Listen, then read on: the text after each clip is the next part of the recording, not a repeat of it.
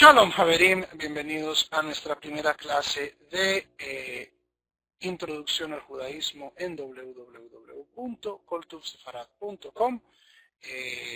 Bienvenidos a todos, ya hoy un poquito más organizados. Entonces, Haverim, ¿cuál es el primer tema? ¿Cuál es el primer tema que vamos a tratar en esta oportunidad? Es la bobadita, ¿qué es el judaísmo? ¿Qué es el judaísmo? Esa es nuestra introducción a todos los temas, pero principalmente al tema de teología. Al tema de teología que vamos a comenzar a hablar hoy. ¿Cuáles son las creencias básicas del judaísmo? Pero para ello tenemos que definir una cierta cosa. ¿Qué es el judaísmo? Entonces vamos a hablar de judaísmo. Vamos un poquito más grande la letra.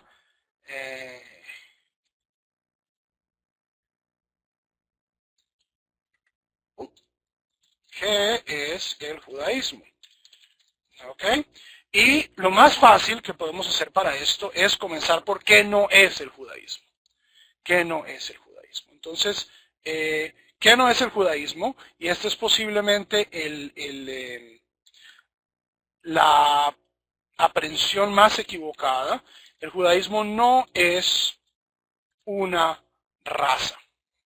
No es una raza. Esta fue una de las grandes errores conceptuales, aparte pues de morales y que cometieron los nazis, y es tratar al judaísmo de una raza. Haverim, y la prueba para esto es muy sencilla. Son dos pruebas muy sencillas. La primera de ellas, súbanse ustedes a un bus en Jerusalén. Súbanse ustedes a un bus en Jerusalén, van a ver la inmensa diversidad étnica y religiosa del pueblo judío. Hay judíos negros, hay judíos asiáticos, hay judíos blancos, hay judíos del Medio Oriente, hay judíos latinoamericanos, verdaderamente hay judíos de todos los colores y de todos los países y de todas las culturas. Ahora ustedes podrían decir, pero Rab, eventualmente todas estas personas se remontan a un ancestro común. A un ancestro común. Ok, sí, pero eso no es entonces una raza. Primero que todo, por el concepto de raza ya estamos prácticamente abandonándolo. La raza es una partícula infinitesimal de nuestro material genético y es un constructo más social que cualquier otra cosa, pero el judaísmo no puede definirse como una raza. Y el segundo punto, ya vamos a ver si el judaísmo puede definirse como un pueblo. Pero un pueblo puede tener un ancestro común, una etnia puede tener un ancestro común a pesar de diferenciarse racialmente. Pero el segundo argumento para lo cual el judaísmo no es una raza es porque, y esto pues no tengo que decírselo a ustedes, el judaísmo permite la conversión. Hay gente que no tiene ninguna conexión genética con Abraham.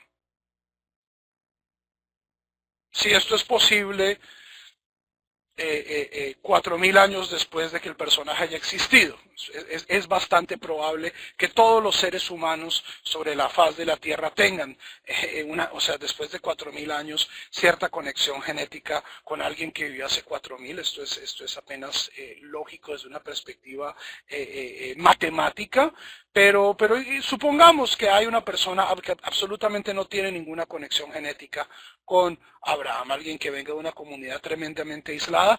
Esta persona tiene, a través de la conversión, la posibilidad de entrar al pueblo de Israel, de entrar a la religión de Israel y ser un judío más como cualquier otro. Esta diferencia entre judíos de vientre, entre comillas, y conversos, es una diferencia artificial desde el punto de vista de la halajá, desde el punto de vista de la historia del pueblo de Israel. Desde que hay conversión, los conversos han formado parte inseparable del pueblo de Israel. Ahora, que los conversos de primera generación tienen ciertas restricciones halágicas, esto es cierto, pero hay partes del pueblo de Israel que tiene ciertas restricciones halágicas por su ancestría. Por ejemplo, los Kohanim, las personas que descienden directamente de Aarón, por ejemplo, no pueden ir a un cementerio. Los conversos no pueden, las conversas no pueden casarse con Kohanim. Estas son limitaciones halágicas basadas en ancestría, pero estas desaparecen en la segunda generación. ¿Ok? Y esto no significa, o sea, porque los Kohanim tengan más leyes, esto no los hace menos judíos, y porque haya ciertas mitzvot o ciertas cosas que los conversos no pueden hacer, esto no significa que ellos no que sean menos judíos.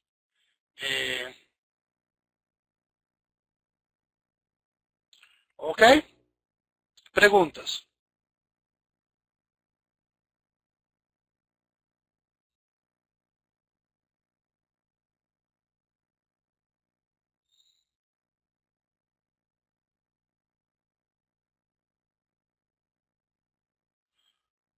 Ok.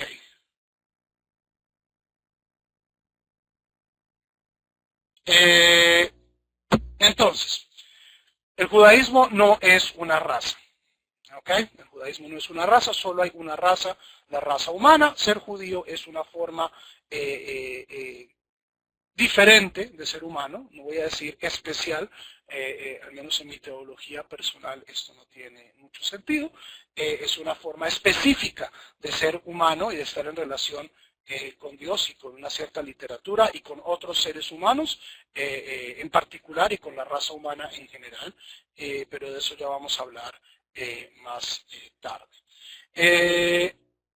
Hay en general,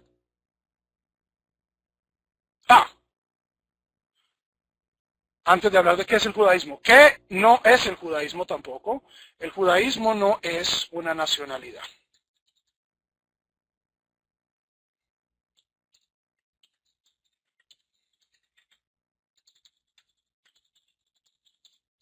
Y esto es interesante porque esta pregunta hace 60 años no tenía, bueno, hace 70 años no tenía sentido.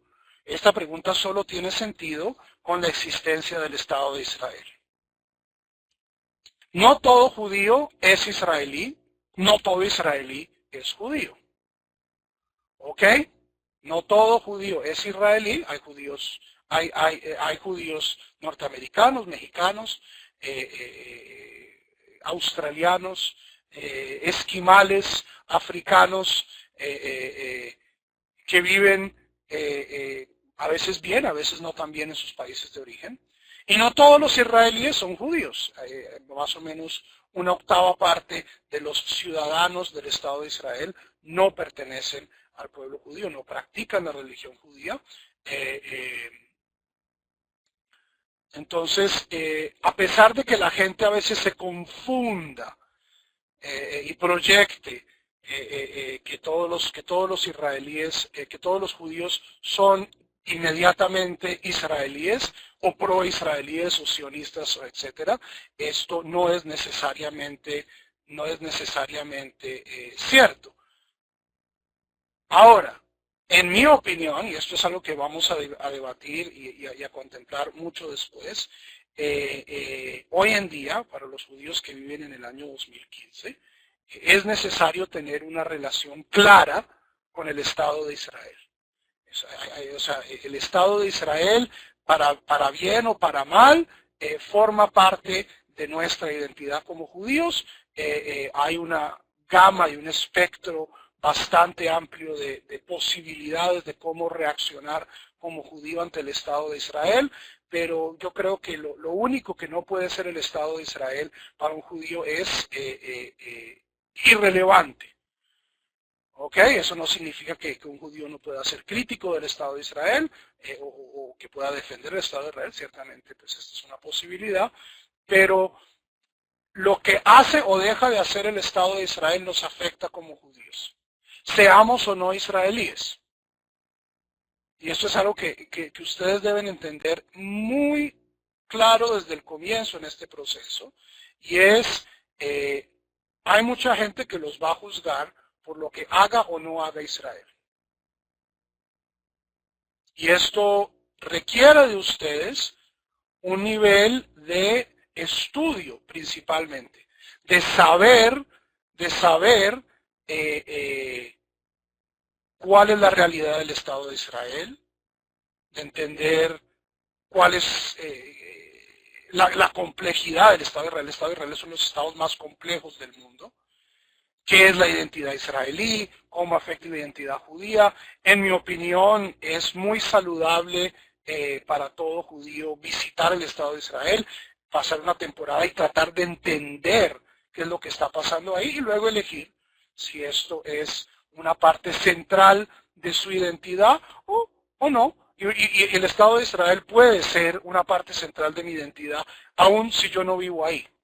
¿Cierto? Muchos israelíes van a decir, si usted quiere ser verdaderamente judío, tiene que mudarse aquí. Yo no comparto esa noción, pero aún así el Estado de Israel puede ser una gran fuente de lo que el judaísmo significa para mí, así yo vivo en Estados Unidos, en Guatemala. Entonces, es un tema radioactivo verdaderamente. El tema del sionismo de Israel es un tema que no...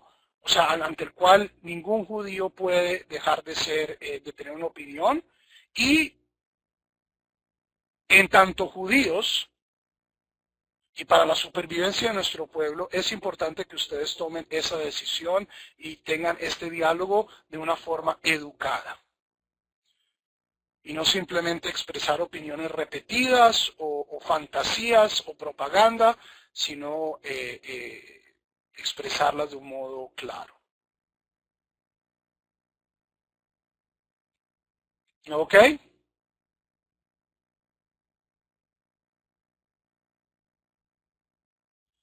Entonces, una nación sin Estado es un pueblo.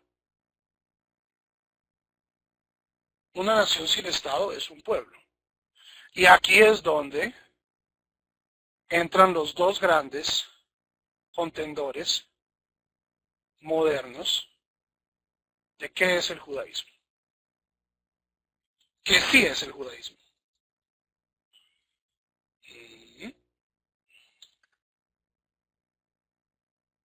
Ops. La primera noción es el judaísmo es una religión. El judaísmo es una religión. Y si nosotros, por ejemplo, nos basamos en la noción de una conversión, ¿ok? Esto habla muy bien de que el judaísmo sea en efecto una religión. ¿Por qué? Porque alguien que no tiene ninguna conexión étnica, ninguna conexión cultural con el pueblo judío, puede, adoptando la religión y las costumbres del pueblo judío, llegar a formar parte del colectivo. ¿Ok? Que en efecto existan conversos, habla muy bien o es un argumento a favor de que el judaísmo sea una religión. ¿Ok?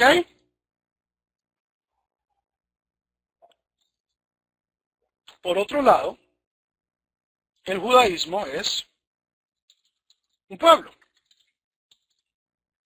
Es decir, es un colectivo humano con una historia compartida, un lenguaje, una serie de lenguajes, una identidad, una gastronomía o gastronomías, es decir, una cultura viva, una civilización, como la llamaba el rabino Mordejai Kaplan.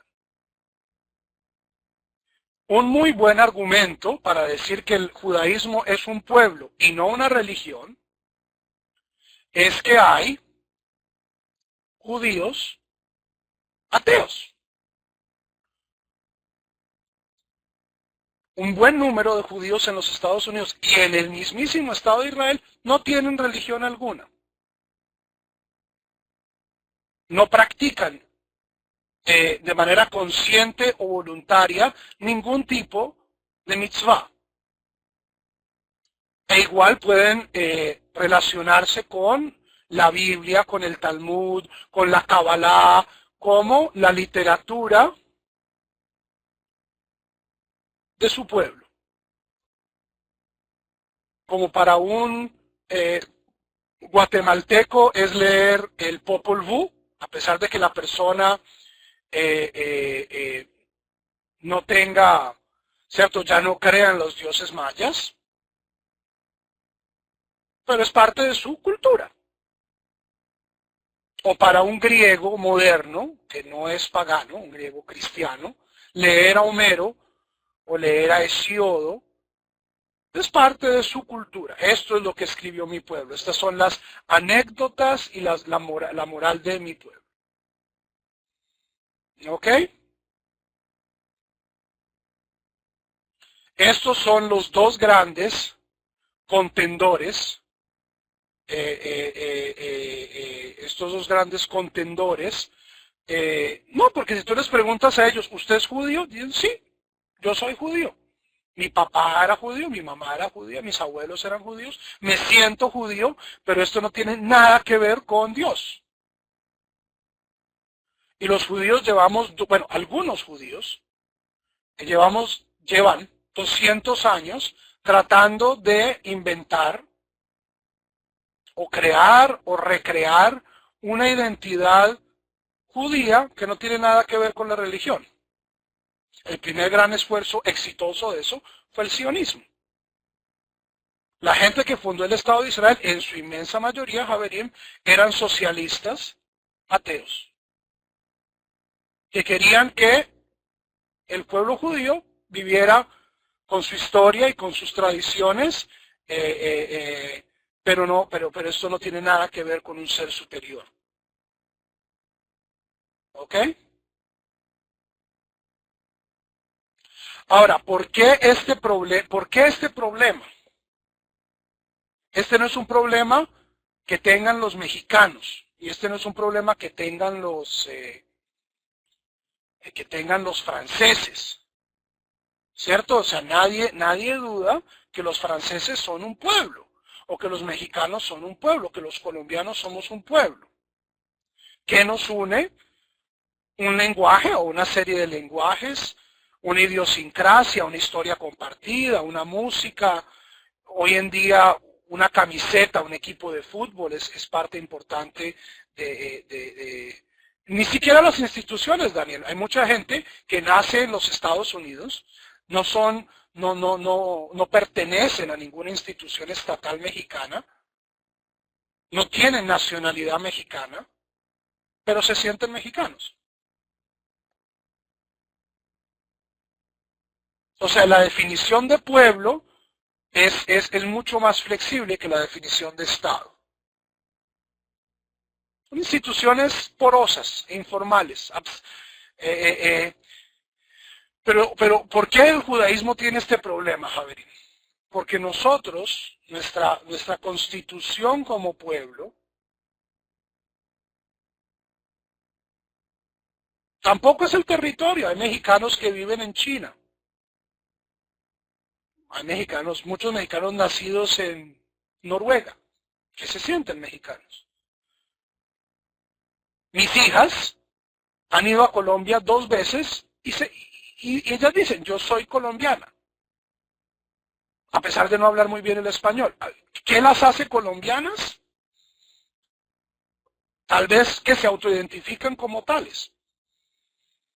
Este tema es un tema bien difícil, bien espinoso. Entonces, ¿por qué? Pero ¿por qué el pueblo judío tiene este problema? O sea, para nosotros claramente ser mexicano es un pueblo, es una nacionalidad también, pero no es una religión. El problema es que el judaísmo, Javerín, es extremadamente viejo. Extremadamente viejo. En el mundo antiguo, religión y nacionalidad, religión y pueblo eran una y la misma cosa. El Dios de Israel es el Dios del pueblo de Israel, como los idumeos, los edomitas tenían su Dios, y como los amonitas tenían su Dios, y los egipcios tenían su Dios, y los sumerios tenían su Dios, y cada pueblo tenía sus leyes, su Dios, su lenguaje. Y la identidad como pueblo y la identidad como religión eran una y la misma cosa. Una y la misma cosa. ¿Quién dañó la fiesta? ¿Y ver quién dañó la fiesta? No fue Napoleón. No, la fiesta la dañó Alejandro Magno. Alejandro Magno dañó la fiesta. ¿Cómo dañó la fiesta Alejandro Magno? Cuando Alejandro Magno conquista prácticamente todo el Medio Oriente, desde Egipto hasta India,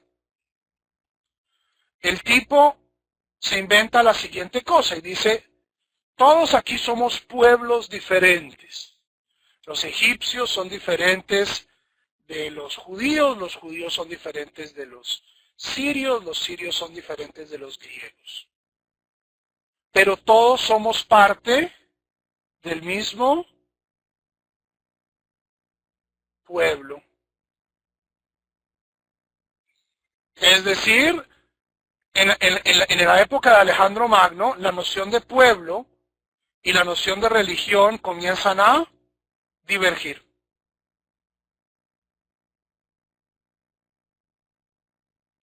Mucha gente en Egipto hablaban griego, pero eran étnicamente egipcios. Pero pensaban en griego, adoraban dioses griegos. Y cuando llega a Roma, la cosa no mejora, sino que la cosa empeora. O sea, la cosa se afianza en el sentido de que todos somos romanos, pero cada cual tiene sus propias costumbres y sus propias religiones. Pero el pueblo judío, que venía desde antes, a pesar, y en esto vamos a hablar cuando lleguemos a la parte de historia, a pesar de que había cantidad de formas en que los judíos se agriegaron, pero esta noción de religión y pueblo, una junto a la otra, nunca desapareció. Nunca desapareció. Y cuando el Imperio Romano es reemplazado por la Iglesia, y luego en el Oriente las diversas etnias del Oriente son aunadas por el Islam, entonces yo soy étnicamente bereber, pero musulmán. Esta persona puede ser étnicamente árabe, pero musulmán.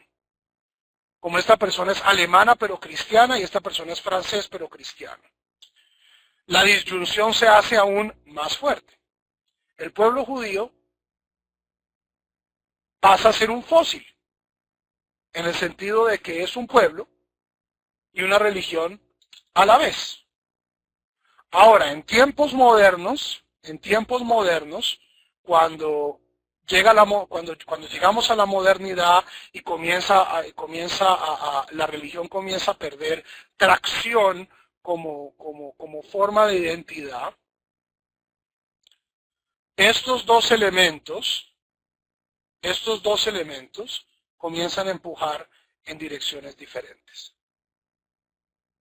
Hace 300 años, Javerín, yo no voy a decir que todo judío era ortodoxo observante, pero la inmensa mayoría de los judíos se conformaban a una cierta definición religiosa. O sea, hace 300 años todavía teníamos estas eran identidades intercambiables, el pueblo y la religión. Pero a través de la modernidad, a través de los judíos compartiendo identidades nacionales diferentes, Estas dos cosas se están tirando en direcciones diferentes hoy en día.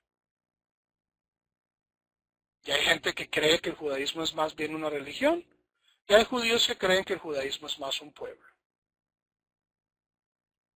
¿Ok? Y esta es una cuestión que no vamos a resolver. Que no vamos a resolver.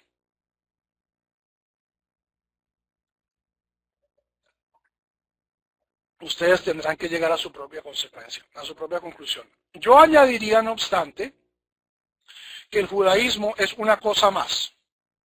Hay un tercer candidato a lo que es el judaísmo, más allá de una religión y de un pueblo,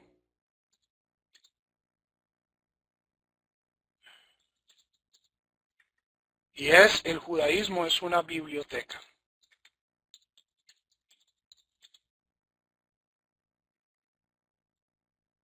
Y esto es tal vez lo que aúna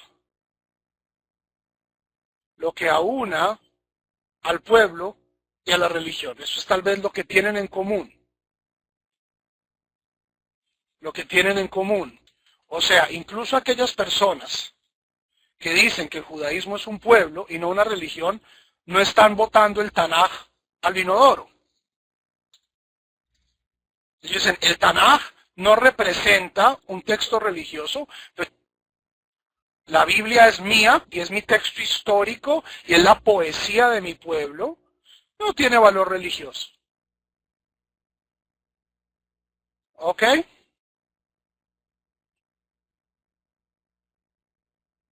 Entonces, y esta va a ser, y esta triple división va a ser lo que nosotros vamos a utilizar en este curso para entender al pueblo judío desde tres ángulos diferentes.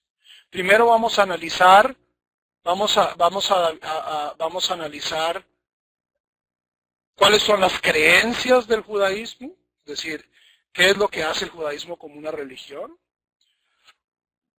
Luego vamos a hacer un poquito de historia, vamos a ver cuál es la historia del pueblo judío. Y luego vamos a entender cómo el judaísmo es una gran biblioteca, que comienza con la Torá y sigue creciendo en nuestros días. Y, de cierto modo, aislando cada una de estas definiciones, vamos a llegar a un entendimiento más rico de lo que es, de lo que es, de lo que es el judaísmo. Ahora, esta cuestión de decir que el judaísmo es una práctica, suena muy bien. Y la mayoría de las veces uno lo dice para echarle tierra a otras religiones. A diferencia del cristianismo, que sí es una religión, porque religión es una mala palabra, el judaísmo es simplemente una forma de vida. Pero eso es más, eso es apología. ¿Por qué? Porque la práctica no define al judaísmo como tal. Es decir, si yo cumplo o no Shabbat, si yo, Juan Pablo Mejía, cumplo o no Shabbat, eso no define al judaísmo para el resto del pueblo judío. Define mi práctica del judaísmo. Ok, así es como yo vivo mi judaísmo. ¿Ok? ¿Y qué cumplo y qué no cumplo? ¿Y qué se me facilita cumplir y qué hago y qué no hago? O sea, ustedes están ahí metidos, están metidos en la noción religiosa,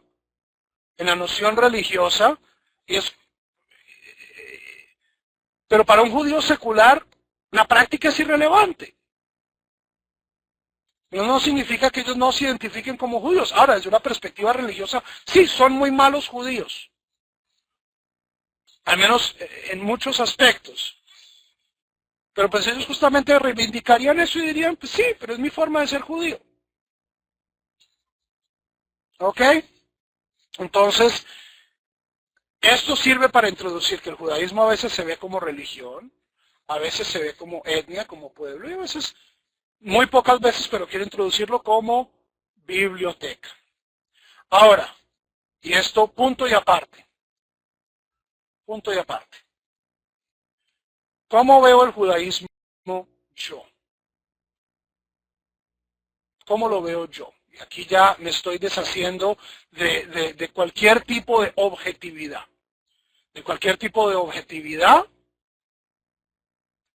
¿Cómo veo yo, el rabino Juan Mejía, al judaísmo? ¿Ok? Para que entiendan desde dónde parto yo en mi aproximación. Para mí ninguno de estos tres términos, tiene sentido en aislamiento.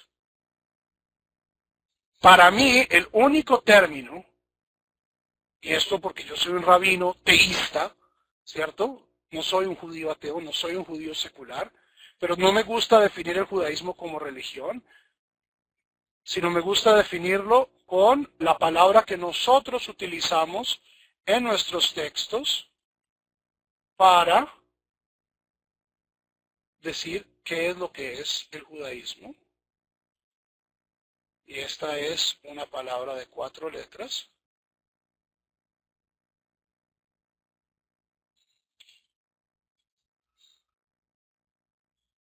Y es la palabra berit. El judaísmo es un pacto. ¿Un pacto entre quiénes? Entre Dios,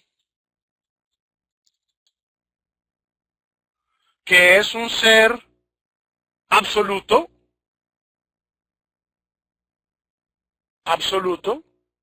infinito, trascendente e inmanente, ¿cierto? La razón por la cual a mí no me gusta la palabra religión es porque la religión trata de definir quién es Dios. Y algo que la tradición judía es bastante clara desde sus comienzos es que nuestro lenguaje es limitado para definir a Dios. Es decir, Dios es más grande que nuestra idea de Dios. El problema de la religión, al menos como se interpreta, y esto es un error que cometen tanto judíos como cristianos como musulmanes, y lo cometo yo cuando no estoy poniendo cuidado, y lo cometen ustedes, y lo que quiero es que ustedes tengan un poquito de autoconciencia para no cometer este error, es cuando yo confundo mis ideas de Dios con Dios.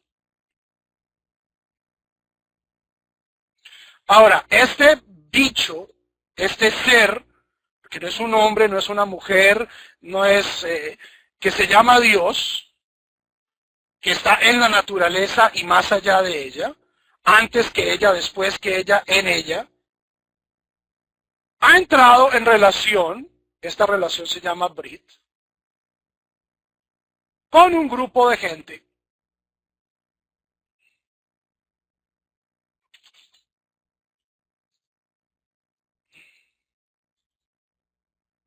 A través de su historia. Gente gorda, gente flaca, gente alta, hombres, mujeres, niños, ancianos. Este es el pueblo de Israel. En mi teología particular, Dios, y no solo mi teología particular, sino la Torá, el Talmud en general, Dios también entra en relaciones con otras naciones. Baruch Hashem. Pero lo que me interesa a mí es definir la relación entre Dios y el pueblo. Desde su comienzo, la relación entre Dios y Israel es una relación grupal. Grupal, el individuo no importa. O sea, al fin y al cabo sí, el individuo importa para el individuo. Pero el individuo no define el judaísmo, Javier. Y por eso es que yo le digo a toda la gente, es que el judaísmo es algo en mi corazón. No, el judaísmo no es algo en su corazón. El judaísmo es algo que existe objetivamente por fuera de su corazón y que es definido por un pueblo y por una historia.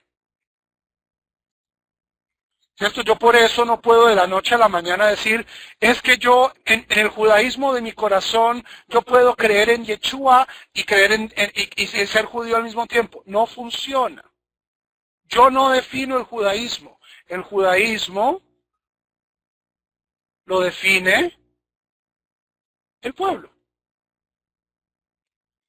Es la forma en que el pueblo media su relación con Dios a través de la historia, a través de 4000 años de historia. Y esto tiene expresión en una literatura.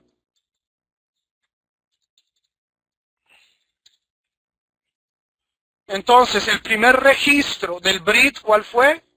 La Torá.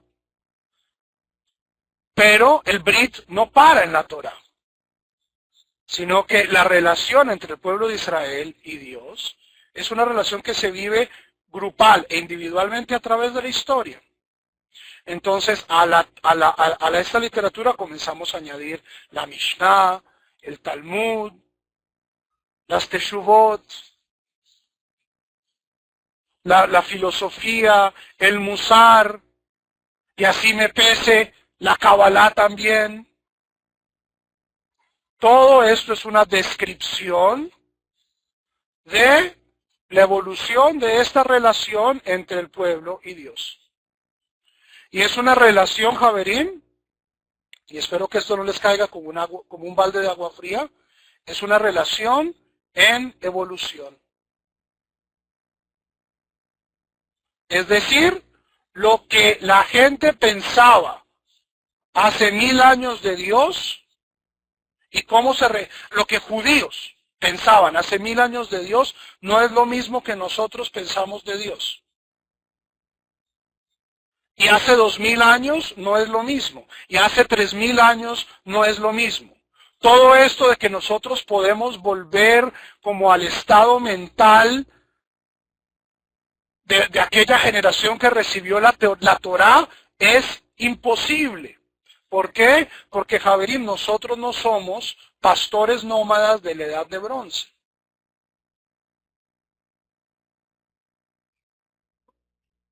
Nuestra teología es diferente. Nuestro énfasis es diferente. Y les voy a dar dos ejemplos. Un ejemplo práctico para aquellas personas que siguen enfáticamente defendiendo que el judaísmo es una práctica, lo cual no lo estoy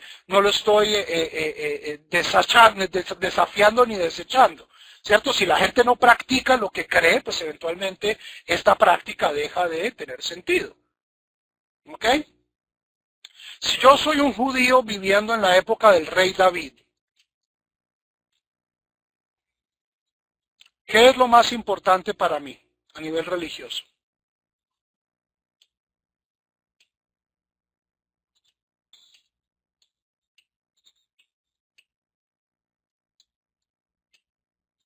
Tal vez el templo. Pero Javerín, una pregunta. Aparte de los reyes,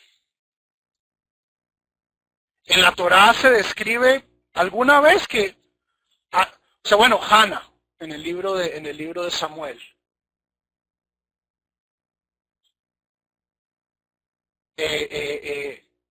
O sea, para dedicar tanto espacio en la Torá al templo, donde suceden la mayoría de los encuentros divinos entre Dios y sus profetas, es por fuera del templo. Es por fuera del templo. En cuevas, en la mitad de la batalla, ¿cierto? O sea, el judaísmo de la época bíblica es un judaísmo profundamente nacional. Dios es metido, Dios es metiche, interviene y hace milagros y fastidia y empuja aquí y detiene el sol y toda la vaina. Y si el templo va ganando adeptos, pero en la época bíblica yo creo que era más bien un desideratum. Recordemos que la Biblia es escrita por ¿quiénes? ¿Quiénes escriben la Biblia? Los profetas y los Escribas que eran Kohanim. Por supuesto que esta gente le va a hacer mucho bombo y mucha propaganda al templo, pero por lo que ellos se quejan, ¿qué estaba haciendo la mayoría de la gente, Javerín?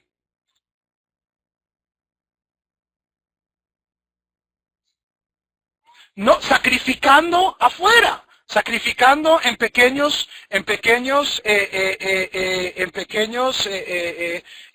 altares en la cima de las montañas. Ahora, a la Biblia esto no le gusta. A la Biblia esto no le gusta. Pero es lo que la gente estaba haciendo.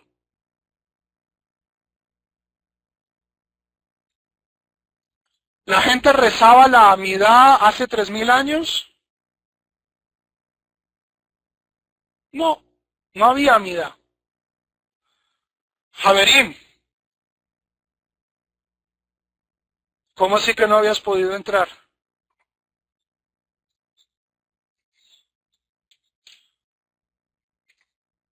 Eh, ¿Ustedes quieren leer el capítulo más deprimente de la Torá? El capítulo más deprimente del Tanaj es segundo libro de Reyes. Y ved, recuérdame cuál es. Segundo libro de Reyes, capítulo 23, creo.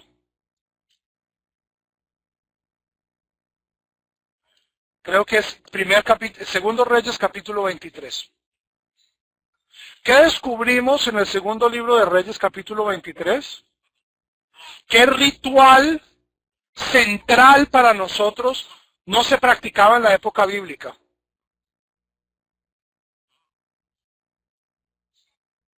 ¡Pesaj!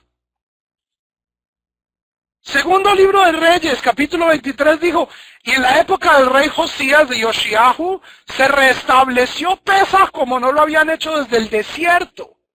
Es decir, Javerim, en la época del rey David, ¿qué ritual central no se hacía? Pesaj. El ritual que hoy el 90% de los judíos del mundo, así sean seculares, así sean ateos, al menos en los Estados Unidos, ¿cuál es el ritual más popular? Encender velas de Hanukkah. 95% de los judíos norteamericanos enciende velas de Hanukkah. ¿Cuál es el segundo? Pesaj, ser de Pesaj. En la época del rey David nos dice la misma Torá, esto no son arqueólogos, esto no es el Finkelstein de la Universidad de Tel Aviv, estos no son revisionistas minimalistas que piensan que todo lo inventamos ayer y que el Talmud fue escrito en Brooklyn antier. La misma Biblia dice, en la época, Pesaj no se hacía desde el desierto. El judaísmo hace 3000 años era muy diferente en su práctica. Hace 2000 años, ¿cuál era? Ahí sí, hace 2000 años el judaísmo era completamente templocéntrico. Completamente templocéntrico. En la época del segundo templo es el esplendor del templo. Lean ustedes a Josefo, lean ustedes los historiadores. El pueblo judío estaba obsesionado con el templo. Fast forward 1000 años, en el año 1000 de la era común. ¿En qué está centrado el judaísmo? En la sinagoga, en rezos, en el estudio, cosa que hace 2000 años simplemente era una minoría de nerds, que eran los fariseos y los rabinos, a los que les interesaba esto del rezo y del estudio y de una minoría pequeña. La mayoría de la gente hacía sus sacrificios y chao, te vi, muy contento, me devuelvo a la Galilea y vuelvo en 5 meses a entregar mi. Entonces, Javerín, el Brit, el pacto, evoluciona. ¿Ok? Segundo, volvamos a hacer este ejercicio, pero no a partir de creencias, sino a partir de no a partir de prácticas, sino a partir de creencias. ¿En qué creía la gente en la época del templo? ¿En qué creía la gente en la época del templo? En la época de la Biblia, hace 3000 años. ¿En qué creían? ¿Un Dios con cuerpo? Sí, aparte del Dios con cuerpo. ¿Dios es el único Dios? O sea, la gente en la Biblia, al menos en el comienzo de la Biblia, ¿eran monoteístas? Posiblemente no. O sea, tal vez había gente que sí. Tal vez había gente que sí. No, no, o sea, a mí el libro de Deuteronomio se me hace a mí bastante monoteísta. Pero la mayoría de los judíos en la calle, o sea, siempre hay gente más avanzada. O sea, se necesita un Moisés, se necesita un Rambam, se necesita a veces un Saadia Gaón y eventualmente la gente se acomoda a la visión de estas personas de cómo procesar el Brit. Pero la mayoría de los judíos en la época bíblica, si no eran abiertamente politeístas y paganos, y de nuevo, no me lo estoy inventando yo, vayan y lean la Biblia. ¿De qué se quejan los profetas? Ustedes como pueblo son un asco. Van y ofrecen sacrificios acá, sacrifican a este, al otro, sacrifican en los árboles, sacrifican, o sea, la mayoría de los judíos en la época bíblica eran paganos. O no podría decir, eran muy malos judíos. Sí, la mayoría de los judíos en la época bíblica seguramente eran pésimos judíos. ¿Qué podemos esperar de pastores analfabetas? Pero, incluso aquellas personas que no eran pastores analfabetas, que escriben la Biblia, hay autores en la Biblia que meten ideas un tanto raras. El Salmo 81, la canción del mar, Shirat Hayam, Éxodo 15.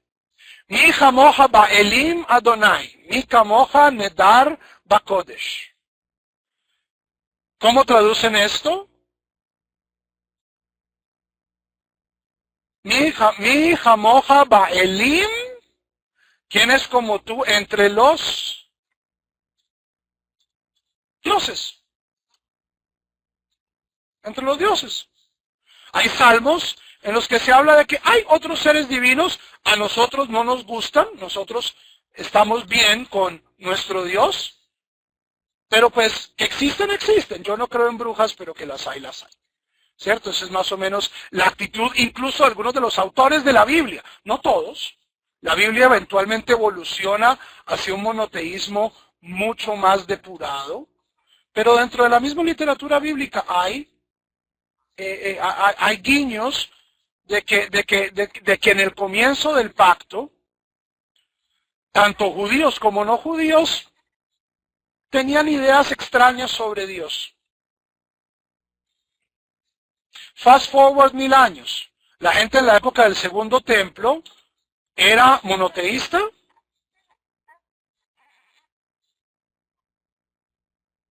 Totalmente. La época del segundo templo la gente era monoteísta, totalmente monoteísta. Ahora, pero un monoteísmo extraño. ¿Dios es corporal o incorporal? Hace 2000 años.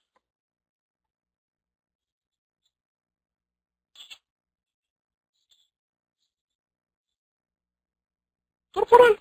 La gente se imaginaba que Dios es corporal. Es más, esta idea sobrevive hasta hace 1000 años.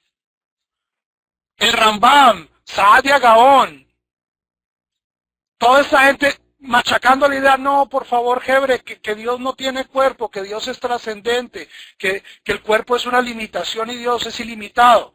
Esa es una pelea que nuestros sabios tuvieron que hacer hace 800 años. Ahora, hoy en día, no hay judío, yo creo, que piense que Dios es corporal.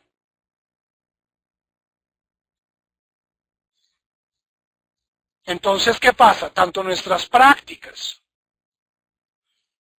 como nuestras ideas sobre Dios han cambiado. ¿Por qué pensaban que era corporal? Lee la Biblia, Moisés. Y Dios paseó por el jardín del Edén, Berrúa Hayom.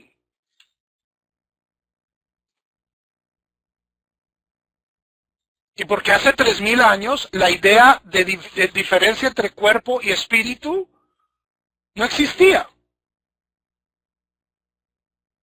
La gente no entiende, o sea, tú háblale hace 2000 años a la gente, es que hay dos niveles de la realidad. Gente, ¿cómo así que dos niveles de la realidad? ¿Usted qué se fumó? ¿Cómo así que dos niveles? Esa es una idea filosófica, es una idea platónica.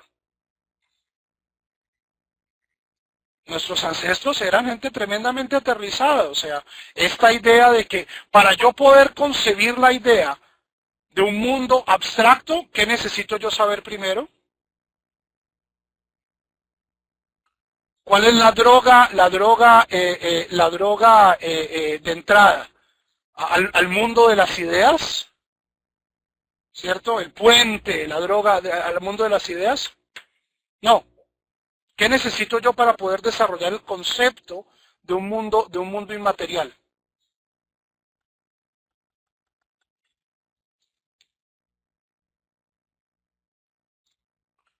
Necesito matemáticas avanzadas, a ver. No hay evidencias de un mundo espiritual. Si yo no pienso, o sea, nosotros hoy en día estamos acostumbrados a pensar en esos niveles. Oh, existe un mundo del alma y un mundo del cuerpo. Hace 3000 años la gente no pensaba en eso, porque para poder llegar a ese concepto que necesitaba, ¿cómo llegamos a la idea a la idea de ideas? La idea de idea, ¿de dónde viene? Viene de la matemática.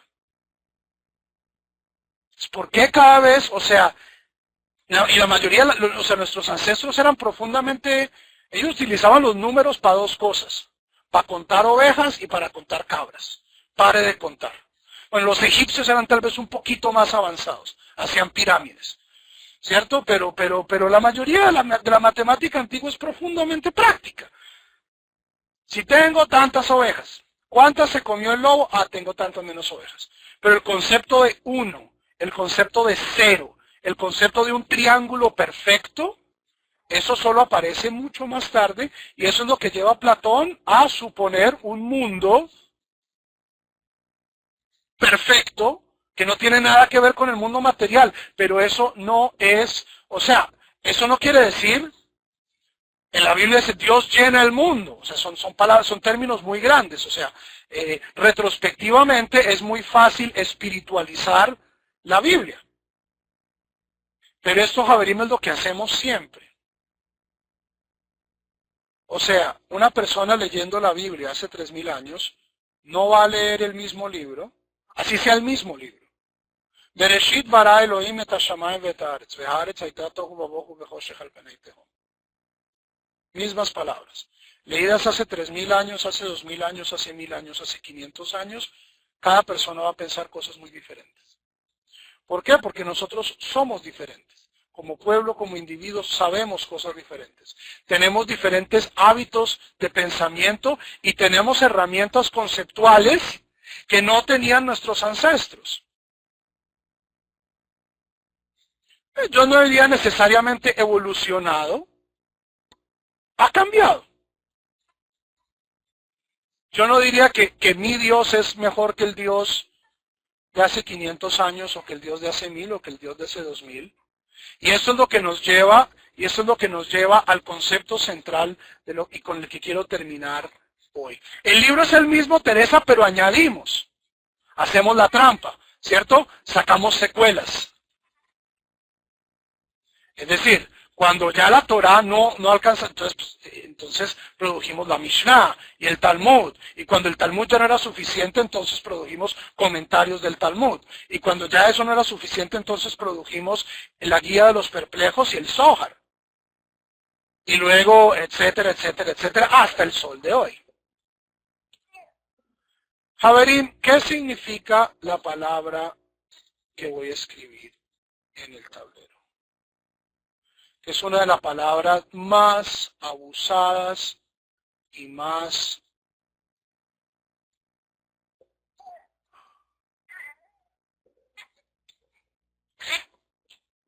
Emuná. ¿Qué significa emuná? Entonces la mayoría de la gente va a decir emuná es fe. Y la mayoría de la gente expresa esto como yo tengo fe que todo cambiará, pandereta que triunfará por siempre el amor. ¿Cierto?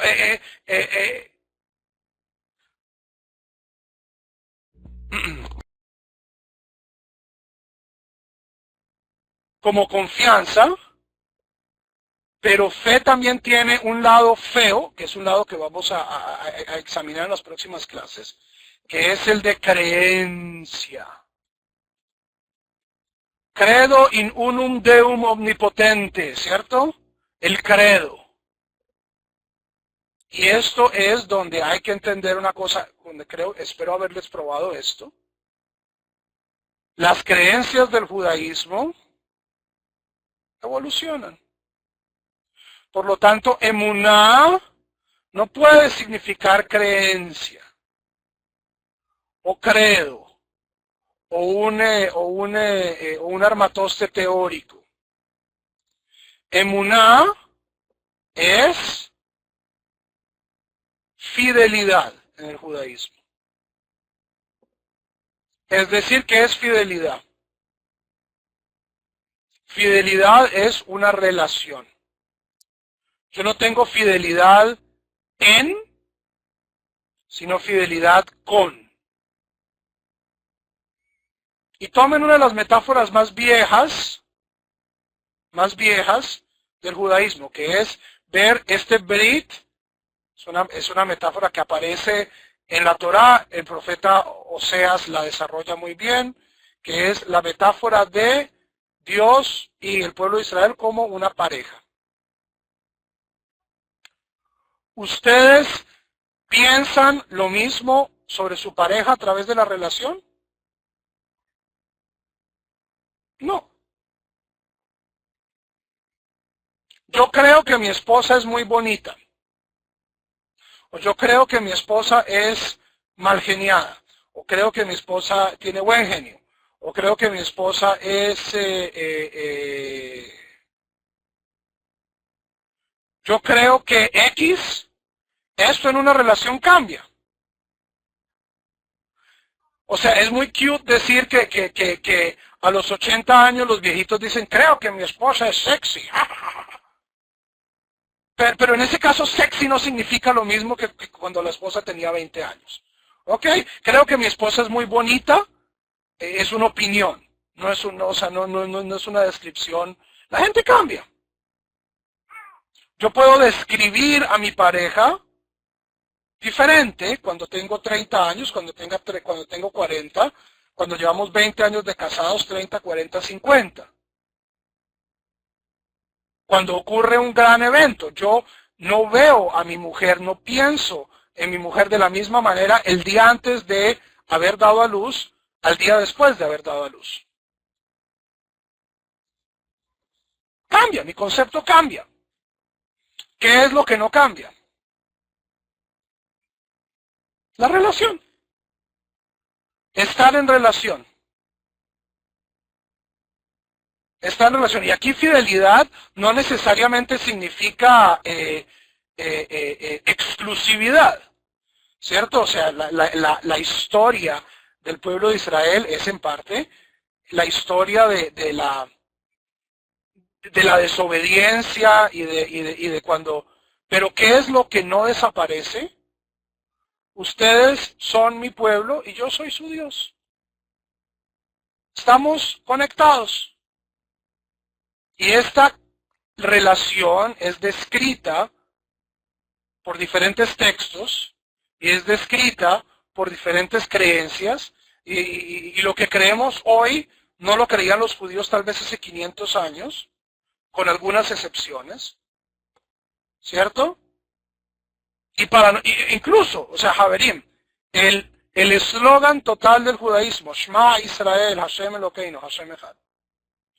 ¿Qué pensamos nosotros cuando decimos eso? No es exactamente lo mismo que pensaba un judío hace 500 años, no es lo mismo que pensaba un judío hace 1000, hace 2000, hace 3000. ¿Ok? ¿Por qué digo todo esto? Porque como introducción a la teología judía o a la religión judía, vamos a utilizar un texto que es el primer texto en la historia que hace todo lo contrario a lo que yo les estoy diciendo. Es el primer texto que establece, por decirlo así, una teología dogmática, que es la introducción a Perek Helek del Rambam. Bueno, el Sefer Emunot Vedeot de Saadia Gaon hace algo parecido, pero la teología más popular del pueblo judío es los 13 principios del Rambam. Entonces, ¿por qué estoy yo diciéndoles todo esto? Porque nosotros vamos a leer el Rambam no a fin de lograr una exposición dogmática del judaísmo.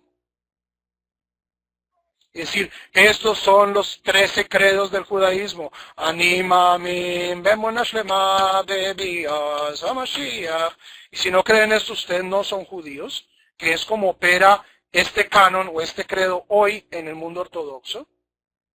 ¿Cierto? Hoy, para la mayoría del mundo ortodoxo, los 13 principios del Rambam definen qué es exactamente ser ortodoxo. Ortodoxos significa el camino recto.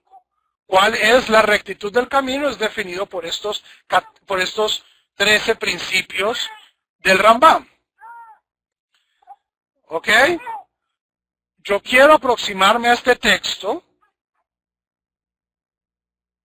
para mostrar un texto bastante exitoso en teología judía, pero lo vamos a ver con una mirada crítica.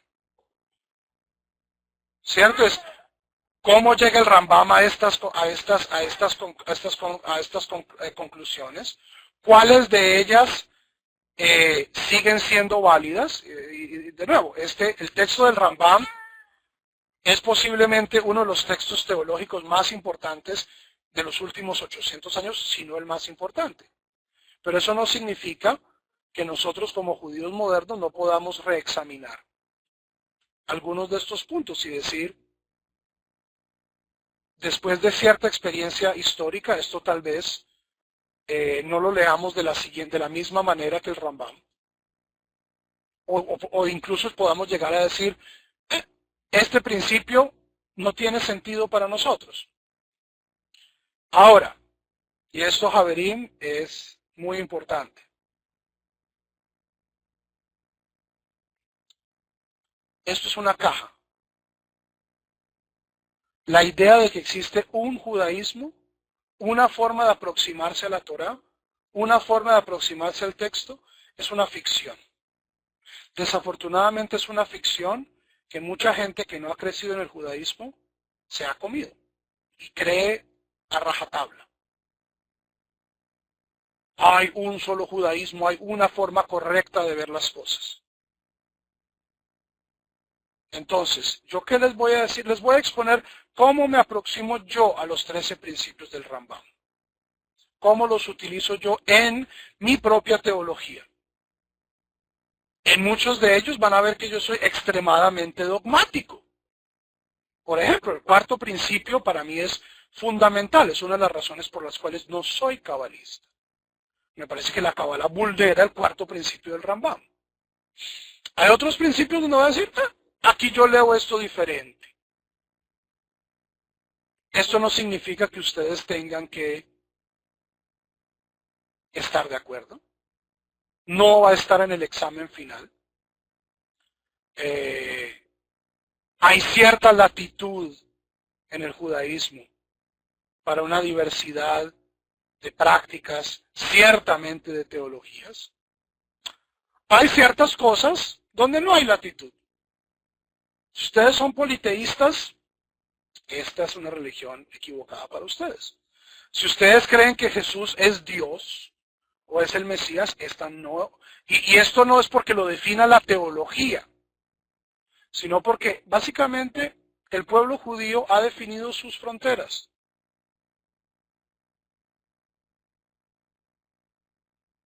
¿Ok? Y estas fronteras son fronteras sociales.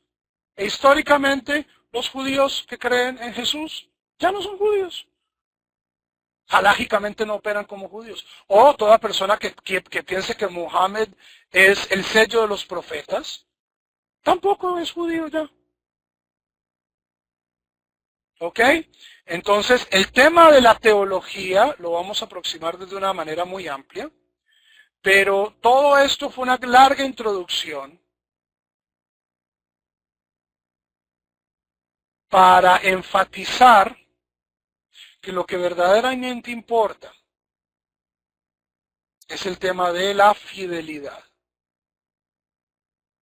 Dentro del judaísmo vamos a encontrar muchas creencias, muchas de ellas autocontradictorias. Muchas de ellas, hay mitad del pueblo judío piensa esto, mitad del pueblo judío piensa lo otro, y eso está bien. Hay gran latitud para el debate y para la diversidad en el judaísmo. Hay cosas donde no hay latitud para la diversidad.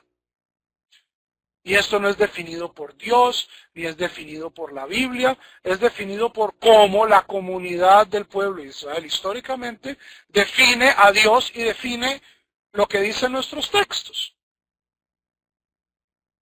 Porque en el fondo, Javerín, nosotros estamos metidos en esta caja y no podemos salir de ella. ¿Ok? Es decir, es que yo creo que la Torá dice algo que ningún otro judío que piensa. Yo pienso que la Torá es un manual que nos dieron los aliens para poder fabricar la piedra filosofal y poder crear un ejército de robots para poder atacar el fuerte Nox y taparme en plata. Y yo puedo genuinamente pensar esto, pero pues eso no lo hace una creencia judía. Igualmente leer el 7º capítulo de Isaías como una profecía del Salvador que vendrá, no es algo que los judíos hagamos. Eso no significa que esa lectura sea imposible. Básicamente toda lectura del texto es posible, pero ¿qué define una lectura como judía? Está limitado por la historia interpretativa y las reglas de discurso que pone el pueblo de Israel. Es decir, nosotros, de cierto modo, definimos qué es lo que significa esta relación y qué es lo que significa esta literatura. Ahora, eso suena tremendamente soberbio, pero Javerín, tanto Dios como la literatura no tienen límites. ¿Quién es el que tiene límites? Nosotros. O sea, un libro puede ser leído en cualquier dirección. Es un buen libro. 100 años de soledad, la Ilíada. O sea, yo puedo encontrar en él lo que quiera. Lo que quiera. Yo puedo encontrar ahí, yo puedo interpretar lo que yo quiera. Dios es absolutamente trascendente e infinito. Pero los que somos limitados somos nosotros y por lo tanto no solo es nuestro derecho, sino es nuestro deber limitar. ¿Qué es lo que significa la Torah en esta generación? Eso no es necesariamente que es lo que vaya a significar la Torah en 500 años, o en 100 años, o en 50 años, o en 20 años, pero pues esa es la conversación que tenemos. Preguntas.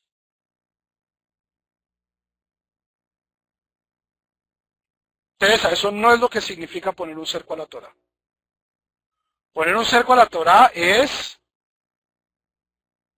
ser más estricto de lo que dice la Torah para que la gente cumpla la Torah. ¿Ok?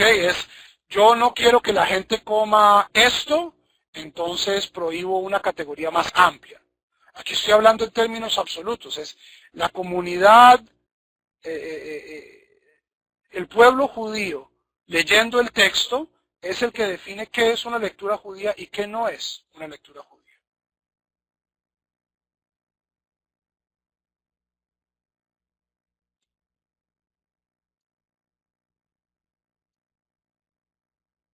Y para que sea una lectura judía relevante, tiene que ser una lectura judía que sea atractiva a una buena cantidad del pueblo. Es decir, si yo estoy buscando el mapa para la Atlántida en la Torá contando cada cuarta letra, el valor cabalístico, puede que eso sea muy, muy importante para mí. Y si yo soy judío, pues siempre es una lectura judía. Pero al resto del pueblo judío le importa un comino la Atlántida. Y no cree que esa sea una función del texto. ¿Ok? No todo vale. No todo vale. Hay áreas donde el texto, donde hay mucha más flexibilidad. ¿Qué define esto? La historia y el pueblo. Hoy, por ejemplo, somos muy estrictos en que la unidad de Dios es una unidad que no es corporal. Esto se lo debemos al Rambam. O sea, hoy, si el Rambam tuvo una victoria en su carrera filosófica accidentada y polémica, es convencer a todo el pueblo de Israel de que Dios no tiene cuerpo. Hoy en día, si yo como judío digo, Dios tiene cuerpo, posiblemente esto me ponga fuera de la caja. O sea, esto posiblemente sea una herejía imperdonable. ¿Ok? Igualmente, decir, Jesús de Nazaret es el Mesías del pueblo de Israel, eso me pone inmediatamente por fuera de la caja. Ahora, hay gente que dice, el Rebbe de Lubavitch es el Mesías de Israel. Que es una afirmación muy similar, pero hasta el momento el pueblo de Israel no ha rechazado con igual ahínco esa afirmación que la primera afirmación. En parte porque los Chabadnik no han estado quemando y persiguiendo al resto del pueblo de Israel por 2000 años. Una cuestión no solo de texto y de interpretación textual, sino también emocional. Pero tal vez en 300 años, Chabad y el pueblo judío, Dios no lo quiera, Chabad colabora mucho al pueblo judío, sean religiones diferentes, si siguen insistiendo que el Rebbe es Mashiach. Posiblemente sean de religiones diferentes.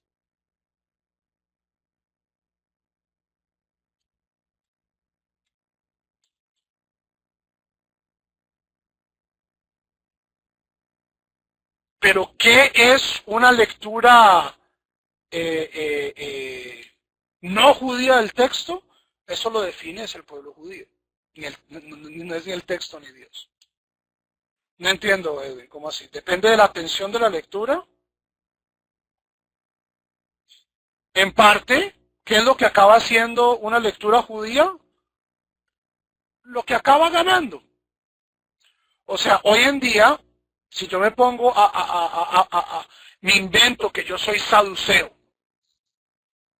No, es que yo quiero ser saduceo como los saduceos de hace 2000 años. Lo más probable es que acabe solo y muy aburrido, o con un montón de loquitos post-evangélicos creyendo que son saduceos. Lo cual sería un negocio excelente, pero pues no es algo, no es algo que...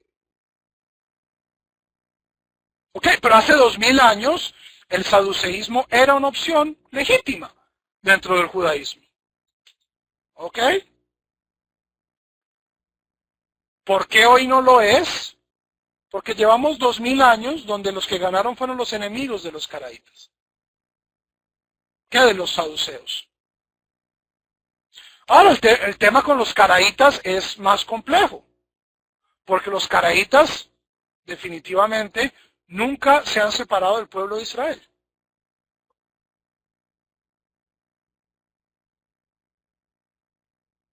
Tú no podrías decir, hoy yo quiero ser caraíta.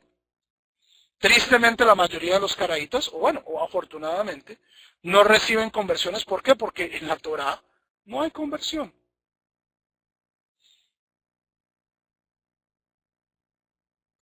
El Tanaj no describe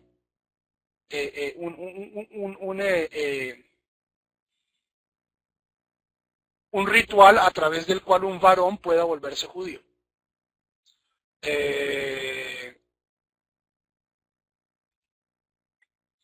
Pero bueno, entonces, Javerim, o sea, eso significa que las fronteras de esta caja son porosas. Para mucha gente los caraítas están por fuera Para mucha gente los caraítas están por dentro.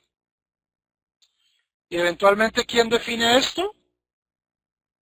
La historia. Si uno quiere ser providencialista, Dios, ¿cierto? Dios maneja, Dios se asegura de que ganen los buenos. Pero pues, y uno incluso puede pensar esto y decir, eso no niega la diversidad del pasado. Es decir, los saduceos estaban equivocados. Eso no significa que no sean judíos. Pero hoy en día ser saduceo no tiene sentido.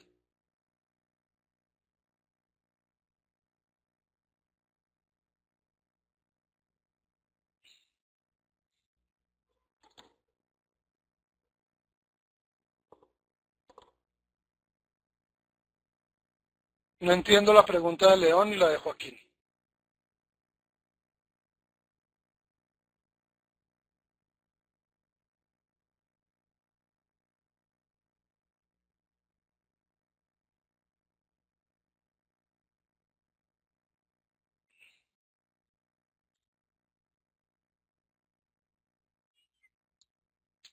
No es un término consciente, León. O sea, César, nosotros no nos reunimos cada 5 años en el sótano de mi casa a decidir quién se gana el Oscar y qué libros van a sobrevivir.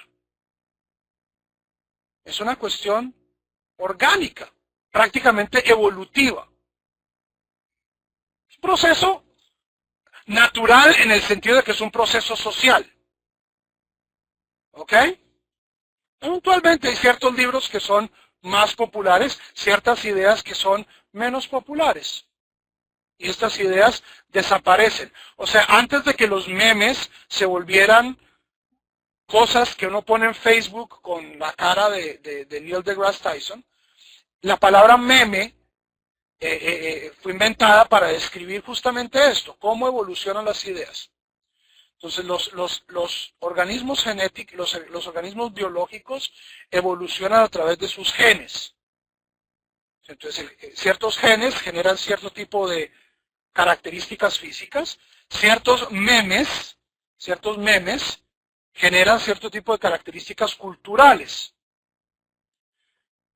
Los memes evolucionan. Entonces, el meme del domingo, del fin de semana, ¿dónde comienza el meme del fin de semana? El meme del fin de semana comienza con Shabbat. El fin de semana nuestro, de sábado, domingo, festivo, con fútbol los domingos, comienza con el Shabbat judío.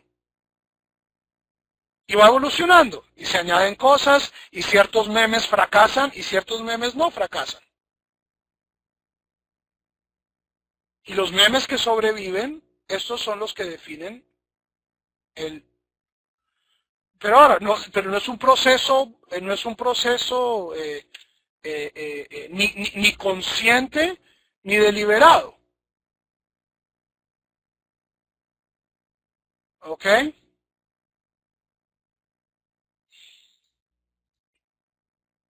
Los caraítas no aceptan. Hay una sinagoga caraíta en los Estados Unidos que hace conversiones. Los caraítas, la conversión al judaísmo es un invento rabínico. Agradézcanle a los rabinos del Talmud que se inventaron un ritual a través del cual una persona cambia su estatus. Tal cosa no aparece en la Biblia. Pero Ruth no hace ningún ritual. Y Ruth se integra al pueblo judío como se integraron todas las esposas de los hijos de Jacob, es decir, casándose con un judío, en una época donde el judaísmo era primordialmente patrilineal. ¿Dónde se convierte Ruth al judaísmo? O sea, no existe conversión. No, después de casada todavía se le sigue diciendo Ruth la Moabita.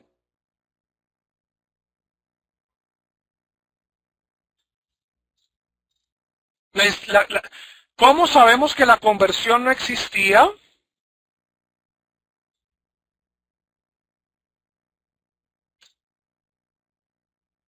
Es irrelevante, Tzvia, porque no existe. No existía la conversión. Es un concepto posterior, concepto bastante influenciado por Grecia, pero ya llegaremos a ese tema. En el libro de Ezra, ¿qué hace Ezra cuando vuelve de Babilonia?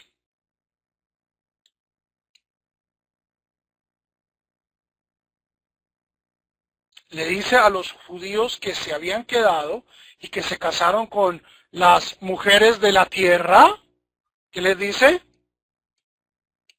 Divórciense.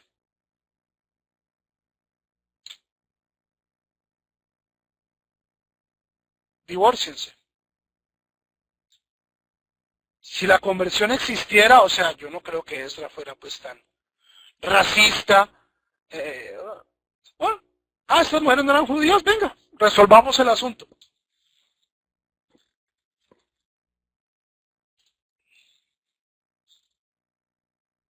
Ahora, el ritual de la Ishat Yafet Toar es una cuestión para ella, no es una cuestión de aceptar el judaísmo. Es una cuestión de que uno calmea a esta mujer y la ve toda llorosa. Uy, mi papá, mi mamá. ¿Todavía se quiere casar con ella? O sea, usted va a responsabilizarse de esta mujer extranjera por su apariencia. Mírela cuando no está maquillada. Todavía, sí, sí. Bueno, responsabilícese de ella. Si no, devuélvala a su familia. Eso no tiene nada que ver con aceptar al Dios de Israel, con aceptar las costumbres del Dios de Israel. Tal ritual aparece en el Talmud. Hay ciertas menciones de ellos en el libro de Tobit, en el libro de Judith, es decir, en los libros del segundo templo. En el segundo templo existía ya la institución de la conversión, pero no antes.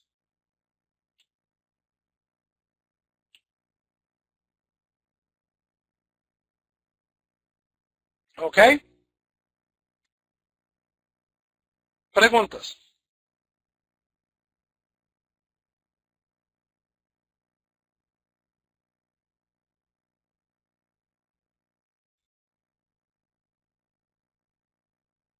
Entonces, Javerín, todos aquellos que se están convirtiendo al judaísmo están haciendo algo no bíblico.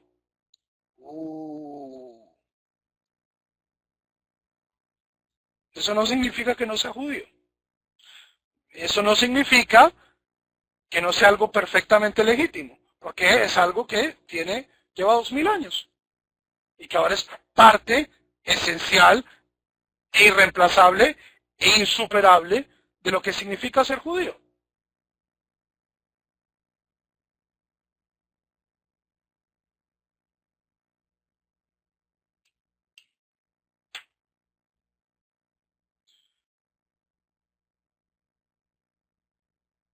5 minutos, Javerín, luego pitazo, final, no va más.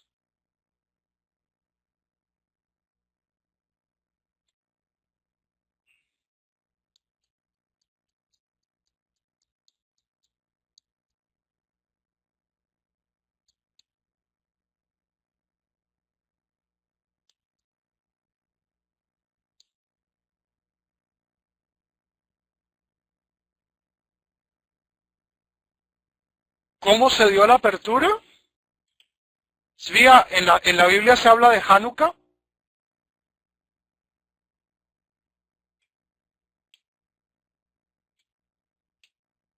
en la Biblia se habla de sinagoga. ¿Hanukkah? No.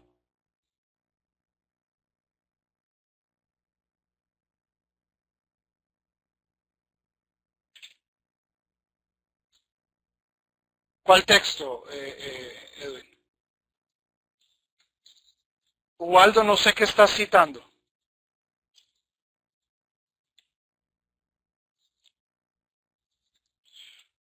Hanukkah es post-bíblico. Asher kideshanu b'mitzvotav v'tzivanu lehadlik ner shel Hanukkah. ¿Dónde en la Biblia se habla de que toca lavarse las manos antes de comer pan?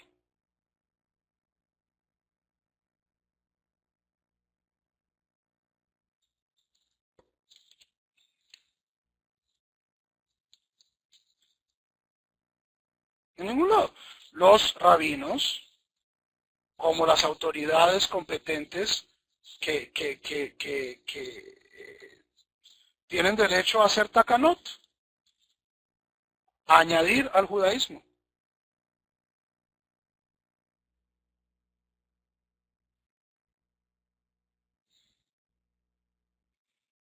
Ubaldo, ¿de qué estás hablando?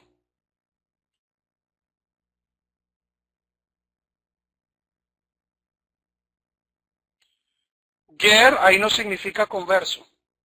Ger en la Biblia no significa converso.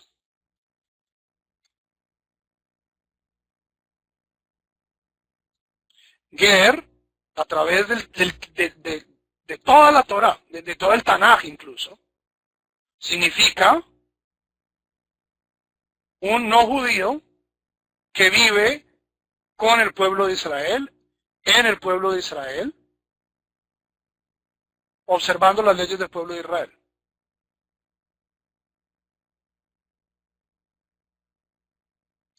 Mityahadim no es hacerse judíos, es un midrash. Mityahadim es hacerse los judíos.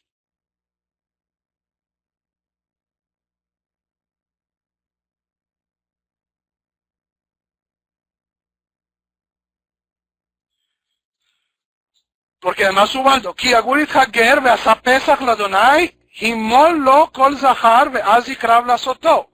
Eso significa, o sea, una persona no puede ser converso sin circuncidarse. Aquí lo que está diciendo es que cuando un gentil viva entre ustedes, si quiere hacer el pesaj, entonces tiene que hacer circunciso. Eso no significa que tiene que hacer el pesaj.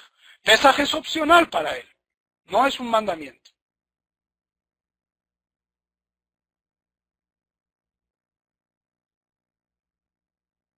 Prosélito es una horrenda traducción de la palabra ger en el Tanaj.